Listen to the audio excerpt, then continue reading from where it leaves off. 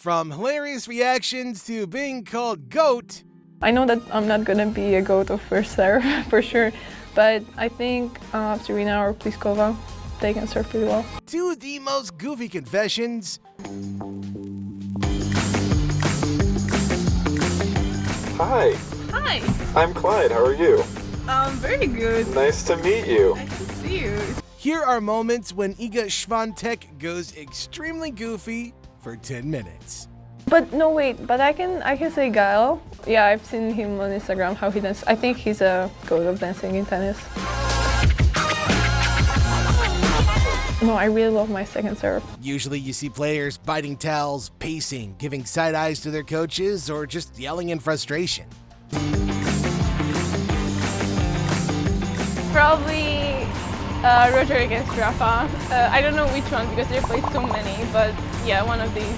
But that's like typical answer, right? But Iga? Nah, she looked like somebody who just realized the drama around her wasn't worth the emotional energy. That kind of calm, whether real or a defense mechanism, throws people off. The crowd didn't love it. Difficult for her, and as I said, she should be so proud of herself.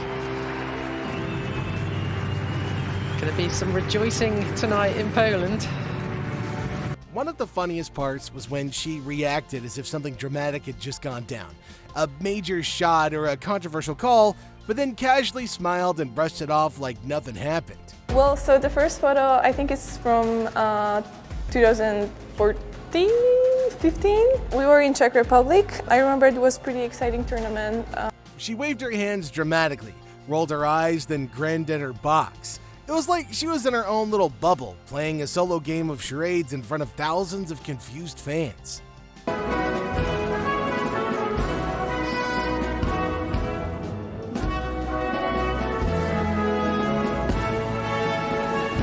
The crowd, not entirely impressed. Some laughed, but many didn't really get what she was even doing. I don't know, like 6 times, and I always had a great time, especially when I was playing on clay. I think I won a few tournaments in Budapest, and that was the most important one. I remember we beat some teams that were favorites. She didn't adjust her behavior or try to fix the vibe. She just kept doing her thing, and whether it was a coping mechanism or just her having a moment of lighthearted chaos, it made the match feel less robotic and a lot more human. What are you studying? I'm in high school, so everything. Ooh. This was one of those moments that makes you pause the replay and go, wait, did that actually happen? The ball clearly bounced, it wasn't up, everybody saw it. So this is where Świątek became unaware of the score, took a break for 1 minute sit down when it was just 1-love. Yeah, oops. She'd already fist pumped and started walking like the rally was a done deal. Her confidence was off the charts.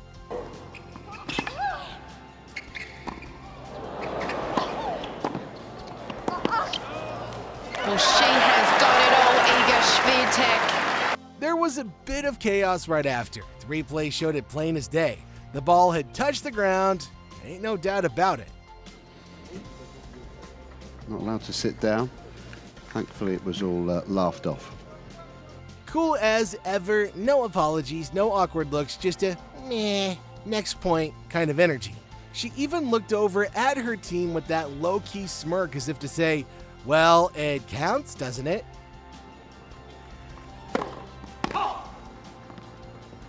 Nice. Wow, topical at this time of year with the Euros. She stayed calm, didn't argue, didn't try to justify it. She just owned the moment and kept going. What's the best advice you've ever received on or off the court? Best advice I've ever received. I don't know. Well, like in life, it would probably be just be yourself and like that I have to know my value to be more confident. What made it even more fascinating was how unfazed she looked. No guilt, no drama. It was almost like she was saying, hey, that's tennis, guys. L'hymne national de la Pologne.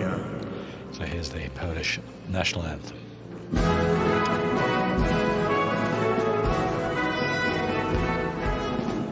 There's There's competitive tennis, and then there's Iga turning a Grand Slam semifinal into something that felt straight out of a movie scene. If you saw it, you know what I mean. She wasn't just playing tennis, she was putting on a full-blown performance.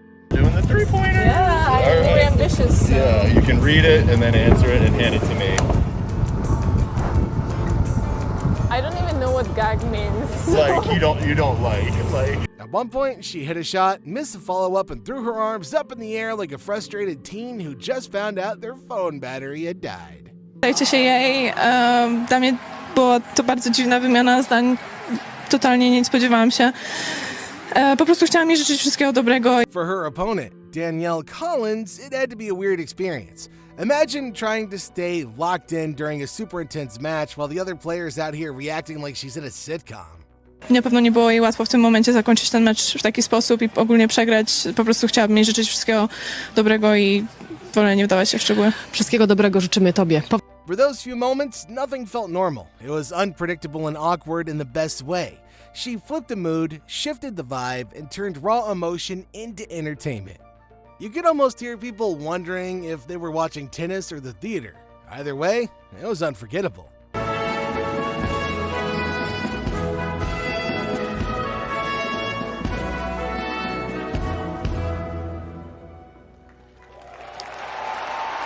Iga Tis for the loser Swiatek. and for the winner.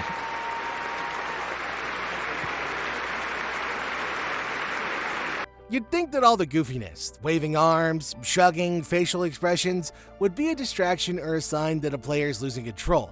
But with her, it was the complete opposite. This is why Iga got booed. Oh my goodness, she almost hit the ball kid. What in the world? Somehow, she managed to balance the wild energy with absolute tennis domination. While everybody was trying to figure out if she was trolling or just vibing, she was out here launching perfect serves and shutting down rallies like a machine. Iga, please. This will be difficult for her. I just told Coco don't cry, and what am I doing right now? Her serve was on fire. She opened with a series of strong fist serves that kept Collins guessing. You could tell from the reaction of the crowd that they weren't expecting her to go from theatrical to locked in so quickly.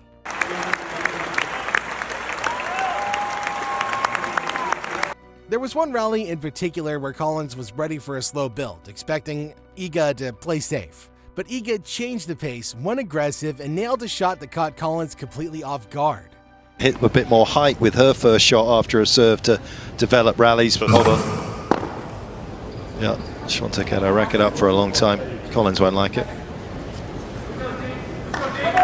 It was clean, it was powerful, and totally unexpected. And that's when you realize this isn't just goofiness for fun, it's strategy, it's confidence. She knows when to let loose and when to strike. Swiatek thought the stadium announcer was calling her. Iga Swiatek. I don't know what to do. She was mixing humor with skill, chaos with control, and honestly, it worked better than anybody expected. That combination of goofy swagger and elite performance turned those 10 minutes into something iconic. But when you're this close, yes, you can hit a very fast return, but it's always going to be pretty flat. It reminded everybody that just because a player is expressive doesn't mean they're not deadly serious about winning. She proved she can entertain and dominate all in the same breath. So, what are your thoughts on all of this? What was your favorite moment? Let us know in the comments down below.